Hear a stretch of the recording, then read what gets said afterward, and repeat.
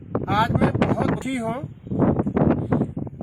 मेरे विद्यालय राजकीय उच्च प्राथमिक विद्यालय हरिशंकर की कक्षा 8 की एक छात्रा है, 14 वर्ष की।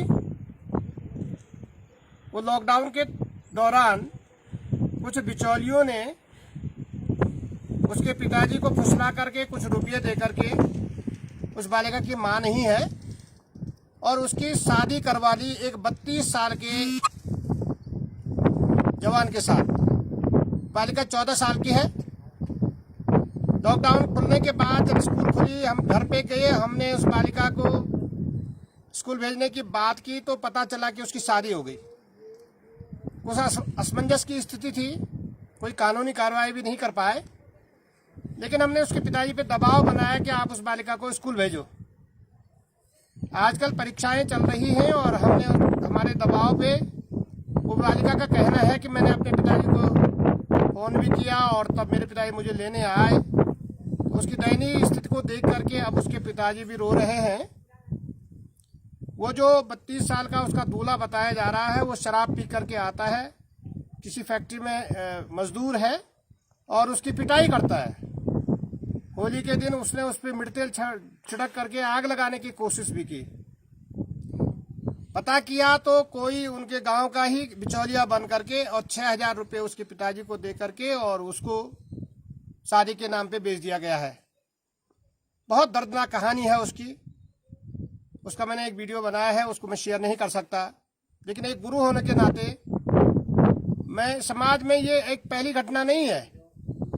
प्रशासन के नाक के नीचे अकेले पोखरी में दर्जनों ये केस हो गए हैं। जब मुजफ्फरनगर, बिजनौर, मेरठ, हरियाणा से कारों में भर करके आते हैं, 50,000, 1 लाख, 1.25 लाख, 1.5 लाख तक रुपया देते हैं गरीबों को और उनकी बालिकाओं को ले जाते हैं।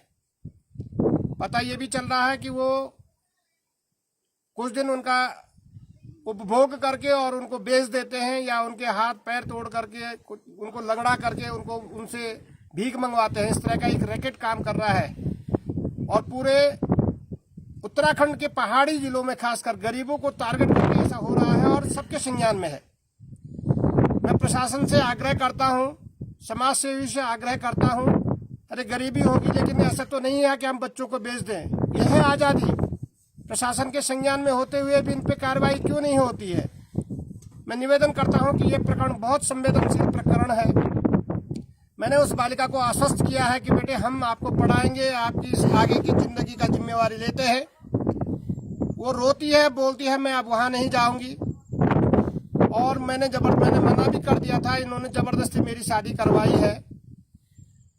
ये बहुत ही निंदनीय है। और जब मैंने पता किया, जानकारियाँ की, तो पूरे चमोली जनपद में बहुत व्यापक रूप से ऐसा हो रहा है। उत्तरकाशी में ऐसा हो रहा है।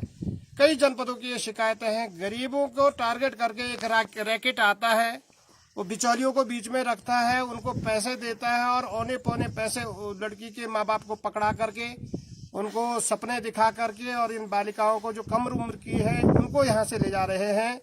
ये बहुत ही निंदनीय है। मैं जहाँ तक भी मेरी आवाज़ जा रही है, मैं सबसे निवेदन करूँगा कि इस मामले को, बहुत संवेदनशील मामले को, प्रशासन इस पे सजग हो। उस बालिका की उसको पूछा जाए, उसकी स्थिति को देखा जाए और इस रैकेट में जो लोग भी शामिल हैं उनको कड़ी से कड़ी सजा दी जाए ताकि ये दोबारा इस तरह की करने की हिम्मत न करे। मैं अध्यापक होने के नाते इन बच्चों का इस तरह का उत्पीड़न हो रहा है और इस तरह का उत्पीड़न को देख नहीं सकता हूँ। लेकिन उसकी तरफ से एफआईआर कौन कराएगा? अगर मैं एफआईआर कराता हूँ, मैं अगर मुद्दई बनता हूँ तो कई बातें हैं, कोई हॉस्टाइल कर देगा, उसको पैसे वैसे दे करके वो अपने बयान बदल देगी। किसी तरीके से माँ बाप उल्टे अगर हम पे ही आरोप लगाने शुरू कर देंगे तो फिर कौन इसको जिम्मेवारी लेगा? ये प्रशासन की नैतिक जिम्मेवारी होनी चाहिए। समाज सेवी संस्थाएं जो इसको देखते हैं, बाल आयोग है, ये लोग इस जिम्मेवारी को लें। मैं एक गुरु के नाते, मैंने आज जब उसकी पीड़ा सुनी अपने विद्यालय में, मुझे आंसू आए। मैं क्या बताऊं कि मैं कितना उद्वेलित हूं। मैं निवेदन करता हूं सबसे कि बचाइए भाई, बचाइए। पहाड़ में अब रह ही कौन गया है? पलायन पे जिनके पास पैसे वो बाहर चले गए हैं। जो गरीब है उनको इस तरह से आप फुसला करके थोड़ा सा चंद रुपये उनके पास डाल करके उनके बच्चों को खरीद लेंगे। और ये पूरा व्यापक तरीके से कर कई केस पकड़े जा रहे हैं, लेकिन कोई एक्शन हो रहा है कि नहीं इसका कोई पता नहीं चल रहा है। इनको कड़ी से कड़ी सजा मिलनी चाहिए। ऐसी मैं सबसे अपील करता हूँ, सब लोग साथ आए। अगर वास्तव में मुझे ही FIR करानी पड़ेगी तो मैं करवा सकता हूँ, लेकिन आप लोगों का साथ चाहिए, समाज का साथ चाहिए। मैं सबसे निवेदन करता हूँ कि जरूर इस तरह के मामलों को, उनके जीने का हक है। गरीबी है तो इसका मतलब ये नहीं कि उनको जीने का अधिकार ही हम छीन लें। इन लोगों को जीने का अधिकार दिया जाए, ऐसी मैं सबसे अपील करता हूँ। स्वयं सेवी संस्थाओं से अपील करता हूँ। धन्यवाद।